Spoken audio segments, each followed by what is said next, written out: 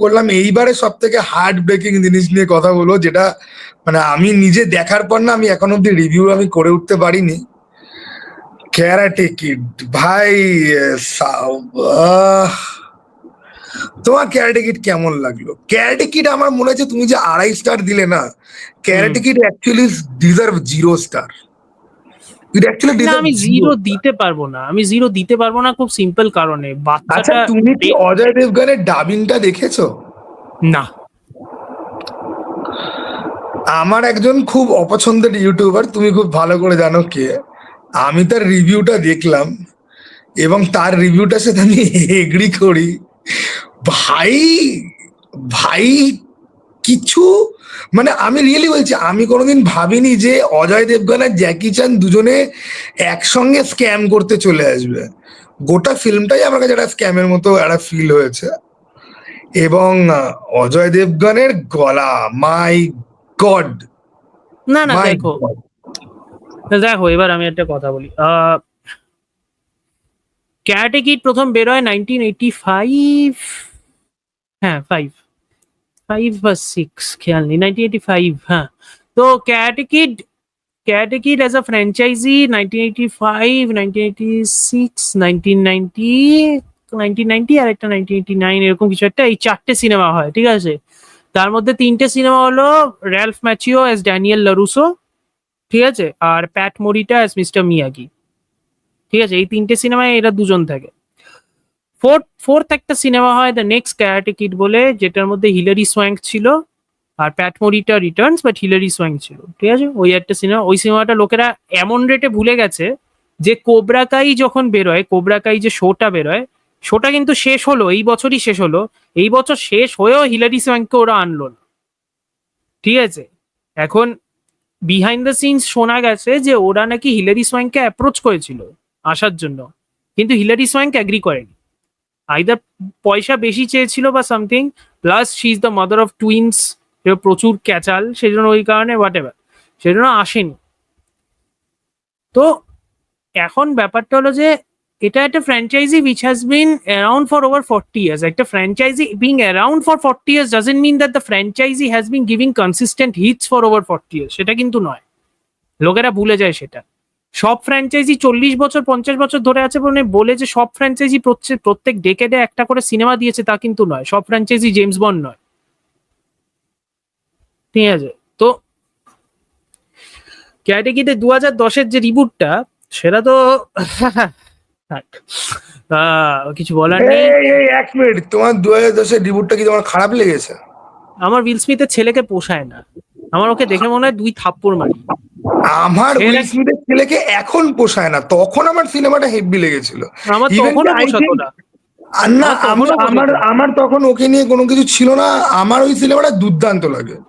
এবং ওই সিনেমাটার ডিলিটেড সিন আছে যেটা যেটা অ্যাকচুয়াল সিনেমার মধ্যে নেই, যেটা দুর্দান্ত। এরকম ক্লাইম্যাক্সে গিয়ে কোন ডিলিটেড জ্যাকি সিনটা?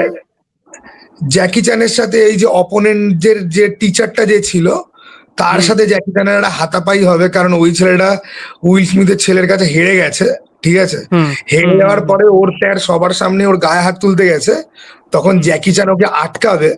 তো জ্যাকি চ্যানের সাথে ওই মাস্টারটার একটা ফাইট আছে, ঠিক আছে, ওই টুর্নামেন্টের মধ্যেই। হুম। ওটা দুর্দান্ত সিন।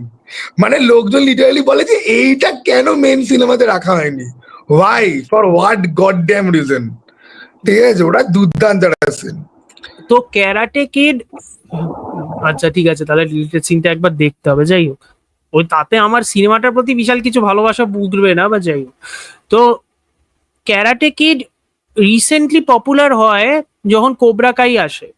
কোবরা কাই বলে যে শোটা, সেই শোটা যখন শুরু হয়, তখন ক্যারাটে কিডের একটা পপুলারিটি হয়, কারণ কোবরা কাই হলো ওই সেম, ওই রিকোয়েল বলে যেগুলোকে, পুরোনো ফ্র্যাঞ্চাইজিকে রিসার্জেন্স ভাবে তৈরি করে পুরোনো এইসব অ্যাক্টার্সদেরকে ফেরত আনো ফর নস্টালজিয়া, বা নতুন নতুন ক্যারেক্টার্সদেরকে ঢুকিয়ে একটা নতুন জেনারেশনকে ইন্ট্রোডিউস করো to the franchise. That is basically the idea of requels. Star Wars the Force Awakens শুরু করেছিল সেটা 2015-তে। We all know how the sequel trilogy turned out, আমাকে বেশি কিছু বলতে হবে না, we all know how it turned out. But Cobra Kai was one of those rare instances where a requel idea actually worked. তার কারণ যারা cobra Kai তৈরি করেছিল they actually love the karate kid franchise, সেও তারা তৈরি করেছিল। And Cobra Kai became massively popular. প্রথমে ইউটিউব রেড বলে, ইউটিউব প্রিমিয়াম আগে ছিল ইউটিউব রেড, ইউটিউব রেডে এটা ইউটিউব অরিজিনালস এক শো হতো, 2টো সিজন ছিল। শোটা এত পপুলার হলো যে নেটফ্লিক্স কিনে ফেললো। ইউটিউব রেড যখন বন্ধ হয়ে গেল, নেটফ্লিক্স কিনে ফেললো। নেটফ্লিক্স কিনে ফেলে বাকি সবকটা সিজন নেটফ্লিক্স চালিয়েছিল। এখন আচ্ছা, ঘটনাটা তুমি হলো দেখেছো সবকটা সিজন? আমি না একটা সবকটা সেশন দেখেছি। সবকটা কটা দেখেছি। সেশন আছে অল 6টা টুগেদার? 6টা। তারপরে কি গল্প শেষ হয়েছে নাকি ওই গল্প এখনো শেষ মানে হয়েছে, আবার শেষ আসবে? শেষ শেষ আপাতত শেষ। মানে প্ল্যান আছে নিশ্চয়ই অন্য কিছু করার, কিন্তু আপাতত শেষ। তো আমার বক্তব্য হলো যে ক্যারাটে কিডের একটা সিনেমা হঠাৎ করে 2010-এর বাদে 2025-এ কেন আসবে? নিশ্চয়ই কারণ ফ্র্যাঞ্চাইজিটার মধ্যে কিছু একটা ভালো হয়েছে, সেই জন্য স্টুডিও হেড যে হঠাৎ খেয়াল হয়েছে, ও এই আইপিটা তো আছে আমার কাছে, আমি না এটা না না, এখন ভালো ভালো না, নিংড়ে আমি বের বলছি করি। তো, আমি হ্যাঁ বলছি তো ক্যারাটে কিড দেখে আমি একটা জিনিস বুঝলাম যে এই যে আমি বলি না যে এখন আর ডিরেক্টররা ফিল্ম বানায় না, এখন কর্পোরেট ফিল্ম মেকিং হয়। হ্যাঁ হ্যাঁ, না না, বুঝেছো? আমিও ওটাই বলছি। তো কর্পোরেটরা কি দেখলো, কোবরা কাইয়ের পপুলারিটি আছে সেজন্য, তার মানে আমরা ক্যারাটে কিডটাকে ফেরত আনতে পারি। হ্যাঁ, ভেরি গুড। আর ওরা এটাও দেখলো যে জ্যাকি চ্যানকে লোকজন অনেকদিন দেখেনি, জ্যাকি চ্যানকেও দেখা হয়ে যাবে। জ্যাকি প্লাস জ্যানকে দেখা যাবে। প্লাস ড্যানিয়েলের যে র্যালফ মাচিও এখন ক্যারেক্টারটা, popular because of the show. Ralph Macchio এখন হ্যাঁ, বিশাল popular because of the okay show. আমি এদিক থেকে আনি, ওদিক থেকে শোয়ের লোকজন না আসবে, এদিক থেকে 2010-এর লোকজন না আসবে। আর হ্যাঁ ক্যারাটে কিড নাম যখন, তখন মিস্টার মিয়াগির যারা ফ্যান রয়েছে তারাও হ্যাঁ। যদি চলে আসে, তাহলে আমি তোমাকে বলছি আমার প্রথম রেড হেডিং কি লেগেছে জানো? কি? আমি যখন বুক মাই শোতে দেখলাম সিনেমাটার লেন্থ 1 ঘন্টা 35 মিনিট, হ্যাঁ, তখনই আমার প্রথম মনে হয়েছে যে ভাই এ তো কিছু ঘাপলা আছে। দেন এবারে ভাই আমি একটা দেখলাম যে লোকজন রিভিউ তো করা আরম্ভ করলো, এবং এবার আমি একটা কথা কিছু বলি। কিছু জিনিস আছে যে লোকজন অনেস্ট রিভিউই করে, হ্যাঁ কারণ বিশাল কিছু ফ্যান বেস ক্যাটারিং এর কোনো গল্প টল্প এখানে নেই। হ্যাঁ সেখানে আমি দেখলাম হিন্দি, হলিউড, বাংলা সবাই বলছে এক রেটে যে একদম ঝরা পচা সিনেমা। হুম। তারপরে আমার তো খুব ইচ্ছা ছিল যে আমি হলে দেখতে যাবো, আমার আজকে অ্যাকচুয়ালি দেখতে যাওয়ার প্ল্যান ছিল। তো আমি তো ভাবলাম যে তাহলে আমার হলে আর এটা দেখতে যাওয়ার কোনো রকম দরকার নেই, সবাই মিলে ভুল কিছু বলবে না। তারপরে আমি বিশেষ উপায় বিশেষ জায়গা থেকে একটুখানি দেখে বুঝলাম ওকে দে আর ফ্রিকিং রাইট। আমি পুরো সিনেমাটা আমি কমপ্লিটও করিনি, আমি স্কিপ করে করে মেন মেন পার্ট যেগুলো মনে হলো দেখলাম। ওয়েল, এবার আমি বলি এবার পয়সা আমি বেঁচে বলি গেছে আমার। এবার আমি বলি তো সিচুয়েশনটা এটা দাঁড়ায় যে তুমি যদি 2010-এর মিস্টার হানকে আনো, তুমি যদি এক সাইড থেকে, তুমি যদি ড্যানিয়েল লারুসোকে আনো from the original karate kid, এবং তোমার যদি বেসিক আইডিয়া হয় যে একটা নতুন ক্যারাটে কিডকে তুমি ঢুকাচ্ছ, একটা নতুন ক্যারাটে কিডকে ঢুকিয়ে তুমি তারপরে এদের দুজনকে আনছো যাতে এরা দুজন ট্রেন করে so that the kid can jump in the actual tournament, তাহলে তো the idea to insert the two of them in the last 30 minutes of the movie তো ননসেন্সিক্যাল। লাস্ট আধা ঘন্টা ওরা তো আছে সিনেমাটা, লাস্ট আধা ঘন্টা।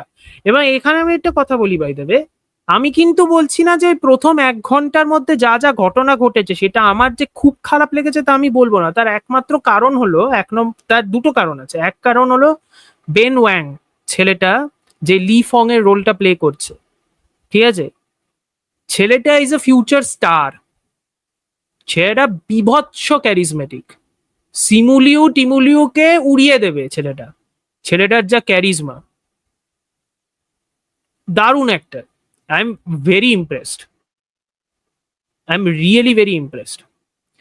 ওই ছেলেটা দুর্দান্ত করেছে। আর সেকেন্ড যে ব্যাপারটা হয়েছে সেটা হলো সিনেমাটা গল্পটা, যেটা খুব একটা স্পয়েল করে কি লাভ আছে, স্পয়েল করেই দি, কে দেখবে? স্পয়লার অ্যালার্ট, স্পয়েল করে নাও দিই। স্পয়েল ইট। সিনেমাটার মধ্যে ট্রেলারে কয়েকটা জিনিস দেখায়নি সিনেমাটা, যেটা আমার খুব অবাক লেগেছে, বাট আনলাইক মোস্ট পিপল ওদের যেটা ভালো লাগেনি, আমার এটা ভালো লেগেছে। সিনেমাটার মধ্যে একটা প্লট থ্রেড আছে যেখানে এই বেন ওয়াং এর লি ফং, ওর যে লাভ ইন্টারেস্ট, ও লাভ ইন্টারেস্টের বাবা একটা পিজা প্লেস চালায়। ওর লাভ ইন্টারেস্টের বাবা ছিল একজন boxer who owes money to loan sharks. এখন অনেক বেশি টাকা নিয়ে নিয়েছে, লোন শার্ককে টাকা দিতে হবে, কিন্তু সেটাও দিতে চাইছে না। সো যখন এই লি ফং এর সাথে ওর কথাবার্তা হয়, তখন ও লি ফংকে বলে যে তুমি তো কুংফু জানো, তুমি আমাকে কুংফুর এই কয়েকটা মুভস টু শেখাও যাতে I can return to the boxing ring and I can start fighting again, যাতে আমি একটু পয়সা টয়সা পেতে পারি। সো দ্যাট ওই যে ওই সাবপ্লটটা যেটার মধ্যে লি ফং ইজ ট্রেনিং হিম এবং ওই গোটা ট্রেনিং মন্টাজের সিকোয়েন্সটা আমার কিন্তু ভীষণ ইউনিকলি ভালো লেগেছে, because that is different, that is not the template. Karate কিডের যে টেমপ্লেট সেইটা কিন্তু ওই সিনেমা, এই পোর্শনটা কিন্তু ইজ নট দ্য টেমপ্লেট। সেজন্য ওটা কিন্তু আমার বেশ ভালো লেগেছে। So it's not age if যে এই 1 ঘন্টা ধরে যা যা দেখিয়েছে সেটা সবকিছু খারাপ। আমার প্রবলেম হলো যে তোমাকে 1.5 ঘন্টা সিনেমাটা করতে কে বলেছে? কেন ভাই তুমি 2 ঘন্টা করতে পারো না? এই সিনেমাটা যদি 2 ঘন্টা হতো, আমি বলছি আধার থেকে বেশি লোকজনদের এত রাগ হতোই না। এই সিনেমাটা যদি 2 ঘন্টা হতো, তুই একটু সময় দে। কি রে ভাই, হ্যাঁ ওইটাই, যে অ্যাকশন সিন গুলো অলমোস্ট কিছু নেই, ক্লাইম্যাক্সটা কিরম ভাবে শেষ হয়ে অ্যাকশন গেল মুহূর্তের মধ্যে। সিন এর থেকেও বড় কথা অ্যাকশন সিন গুলো এডিটিং কি, ওটা কোনো এডিটিং হয়েছে? ওটা কোনো এডিটিং হয়েছে? আর সব থেকে বড় ব্যাপার হলো যে বাট এর মধ্যেও যে জিনিসটা ভালো লেগেছে সেটা হলো জ্যাকি চ্যান আর র্যালফ মাচিওর মধ্যে যে কেমিস্ট্রি, বেশিক্ষণ তো ছিল না কিন্তু যখন ছিল, ওই ট্রেনিং ফেনিং করছে ওদের মধ্যে ঝগড়া, ওরা যে ট্রেন করছে, ওই যে কেমিস্ট্রিটা, জ্যাকি চ্যান তো এখনো মানে কমেডিক টাইমিং, জ্যাকি চ্যানের কমেডিক টাইমিং তো এখনো মানে দারুণ লাগে মাঝে মাঝে, কারণ ওর মানে এফর্টলেসলি হাসাতে পারে জ্যাকি চ্যান। আর র্যালফ মাচিও অ্যাটলিস্ট কি বলবো, মানে কোবরা কাই এর পরে র্যালফ মাচিওকে আবার দেখলাম, ভালো লাগলো। কোবরা কাইতে লোকটা দারুণ অ্যাক্টিং করেছিল, সেই জন্য কোনো ইয়েই হয়নি, সেই জন্য ওই কারণে ওদের যে কেমিস্ট্রিটা, ওদের যে ব্যান্টারটা সেটা ভালো লেগেছে। কিন্তু অফকোর্স মানে এগুলো এগুলো মানে আমাকে খুঁজে খুঁজে বের করতে হচ্ছে যে হ্যাঁ এই জিনিসগুলো ভালো, এই জিনিসগুলো ভালো, এই জিনিসগুলো ভালো। আর ফাইনাল ফাইটটা একটু ঠিকঠাক আছে এই যা, বাট ওই আর কি, ডিসঅ্যাপয়েন্টিং তো 100%, কোনো সন্দেহ নেই। অনেক কিছু হতে পারো, কিন্তু সব থেকে বড় ব্যাপার হলো এত হড়বড় করার কি ছিল আমি সত্যিই বুঝলাম না। সিনেমাটা নাকি 1 ঘন্টা 58 মিনিটেরই ছিল, মানে লাস্ট যে কাটটা, তারপরে আবার কেটে কুটে নাকি 1 hour 35 minutes করা হচ্ছে। তো আই ওয়াজ লাইক যে what were you guys thinking? কেন? না কিছুই না, দেখো এটা হচ্ছে কি এখন আনরিটেন একটা রুল, ওই জাস্টিস লিগ ফিয়াসকো, যে সিনেমা 2 ঘন্টা পারলে 1.5 ঘন্টার করো, পারলে 1 ঘন্টার করো, যাতে থিয়েটারে বেশিবার যাতে চালানো যায়। হুম। ওকে, কিন্তু সেটাতে তো কিছু লাভ হচ্ছে না, যদি সিনেমায় বেশিবার চালালেও লোকজন যদি বাইরে এসে গালাগালি করে, তাহলে আর লাভটা কি হলো? এবার সব থেকে বড় ব্যাপার হলো এটাকে যে আমি পাতে ফেলা যায় না এটা তো আমি বলতে পারবো না। এবং এইটাতে আমার তোমার সমস্ত রিভিউয়ার কমিউনিটি ইনক্লুডিং যারা হিন্দিতে লিখছে তাদের প্রতি একটা বড় প্রবলেম আছে এখানে। হলিউডের মিডিওক্রিটি, এটা নাকি ইন্ডিয়ান সিনেমার থেকে, তারপরে হলিউডের বাজে সিনেমা দেখলে নাকি এদের নাকি মনে হয় যাক ইন্ডিয়ান সিনেমা কিছু ভালো হচ্ছে। আমার তখন প্রশ্ন হয়, Hollywood has been mediocre since the last decade, what the fuck were you guys watching? অদ্ভুত কথাবার্তা। হলিউডে mediocrity, Hollywood has been mediocre for a very long time.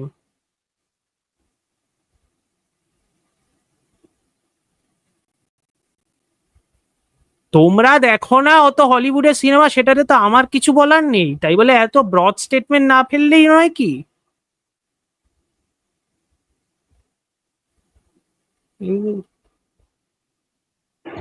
যাই হোক, এনিওয়ে, সো আমরা র্যাপ আপ করছি এই টপিকের উপরে।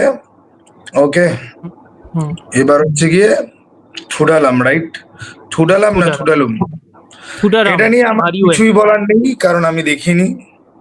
অনেকে এটাকে দৃশ্যমের সাথে কম্পেয়ার করছে, অমর তো দেখেছে। অমর তো বলো, কি সিনেমা, না কি আমি বৃত্তান্ত? আমি এটা বেশি স্পয়েল টয়েল করবো না, আমি চাই লোকজন দেখুক। আমার দৃশ্যমের থেকেও বেশি আমার এই সিনেমাটা রিমাইন্ডেড মি মোর অফ একটু হলেও Maharaja. Not in terms of the screenplay, মানে স্ক্রিন প্লেটা যে অত চালাক চতুর স্ক্রিন প্লে তা নয়, কিন্তু in terms of how it is dealing with মানে মোহনলালের ক্যারেক্টার, এবং মোহনলালের ক্যারেক্টারটা দৃশ্যমে যেমন জর্জ কুট্টির ক্যারেক্টারটা, জর্জ কুট্টির যে ক্যারেক্টারটা, ওই ক্যারেক্টারটা ভীষণ স্ট্রিট স্মার্ট, ওই ক্যারেক্টারটা ভীষণ ইন্টেলিজেন্ট, ঠিক আছে? সেই জন্য what ever he is doing, he is thinking a lot and he is trying to get out of the situation. এইখানে মোহনলালের ক্যারেক্টারটা কিন্তু ইজ নট দ্যাট। এখানে মোহনলালের ক্যারেক্টারটা কিন্তু হি ইজ মোর ট্রেডিশনাল একটা হিচককের রং ম্যান, ঠিক আছে, অথবা wrongly accused type of a character. সেই জন্য here he is more normal. যে ঘটনাটা ঘটে, সেই ঘটনাটা যখন হয়, সেই ঘটনাটা যখন আগাতে থাকে, ব্যাপারটা যখন হতে থাকে, মোহনলালের পারফরমেন্স এবং গল্পটা যেভাবে আগাচ্ছে ওইটাই প্রায় টেনে নিয়ে যায় পুরো ব্যাপারটা। সিনেমাটা প্রবলেম কয়েকটাই আছে। এক নম্বর হলো সিনেমাটা বড্ড বেশি লম্বা। মালায়ালাম সিনেমার একটা ব্যাপার আছে যে মালায়ালাম সিনেমা না কি করে, ওরা সেট আপটা অনেক লম্বা করে। কারণ ওরা কি করে, ওরা পুরো ওয়ার্ল্ড থেকে শুরু করে মিলিউ থেকে শুরু করে সবকিছু তৈরি করে, ঠিক আছে? তো ওই জন্য জিনিসটা লম্বা হয়ে যায়। অন্যান্য মালায়ালাম সিনেমার ক্ষেত্রে সেটা খুব একটা প্রবলেম করে না। এই সিনেমাটার ক্ষেত্রে আমার স্পেসিফিক্যালি মনে হয়েছে যে ওই যে সেট আপটা যেটা করছে না, ওই সেট আপটা হলো, তুমি যদি ট্রেলারে দেখো, ট্রেলারটা দেখলে মনে হবে পুরো ফ্যামিলি ড্রামা, হাম সাথ সাথ হ্যায় টাইপস, ঠিক আছে? প্রথম দিকে ট্রেলারটা দেখে তাই মনে হবে।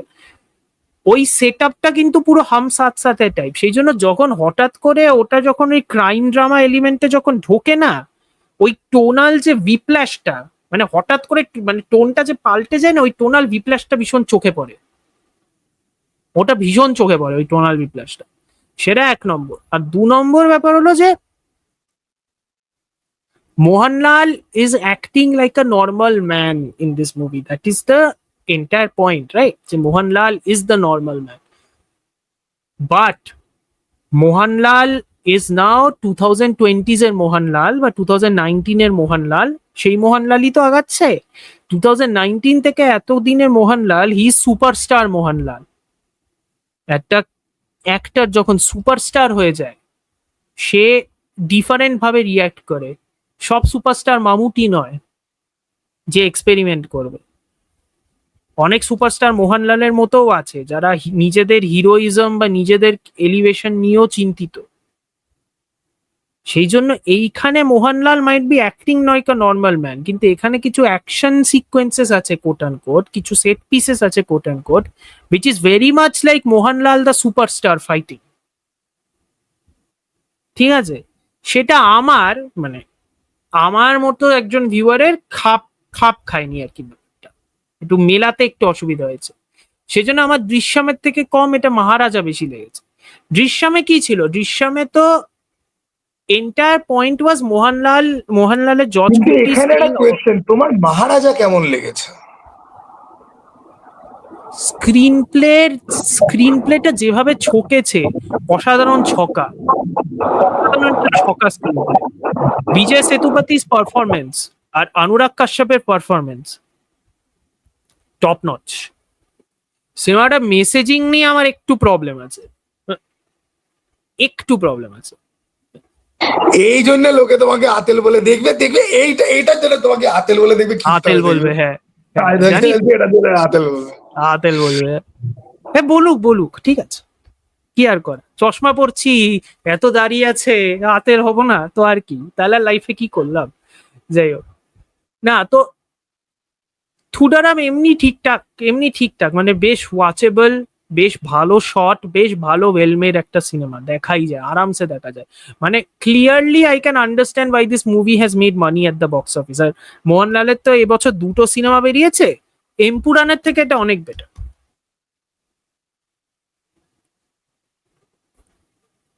আমি এমপুরানও দেখেছি, এমপুরান তো পৃথ্বীরাজ সুকুমারনের ডিরেকশন খুব ভালো, কিন্তু ওটার মধ্যে মোহনলাল যতবার এন্ট্রি সিকোয়েন্স হয়েছে, মোহনলালের সোয়াগে হেঁটে আসছে, পিছনে মিউজিক বাজছে, মোটামুটি গোটা সিনেমা তো প্রায় ওটাই। এবং মোহনলাল ওই সিনেমাটার রান টাইম হলো 3 ঘন্টা, মোহনলাল ওই সিনেমাটায় আছে হলো গুনে বুঝে 20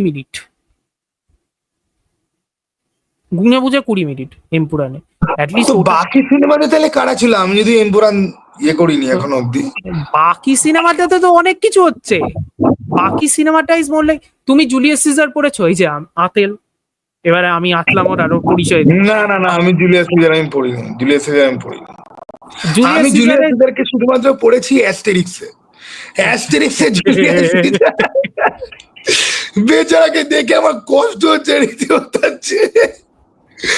গলদের ওর লাইফে সব আছে, শুধুমাত্র গলদের ওপর ওর কোনো রকম কন্ট্রোল নেই, আর কোনোদিন হবেও না।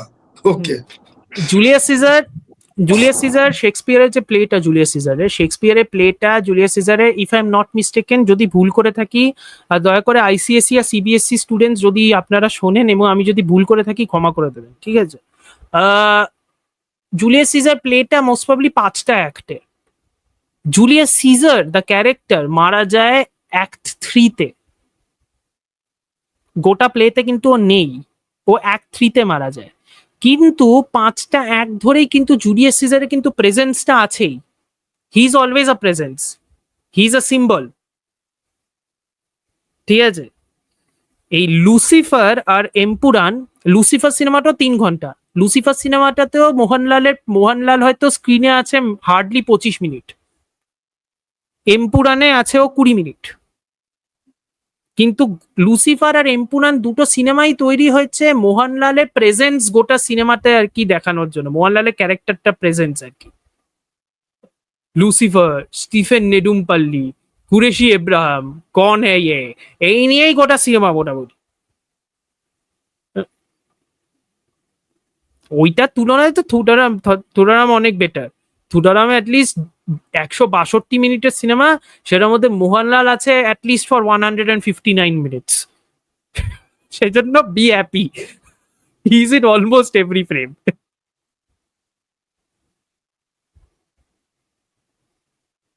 যাই হোক, লোকেরা আমাকে যে কি আতেল ভাববে।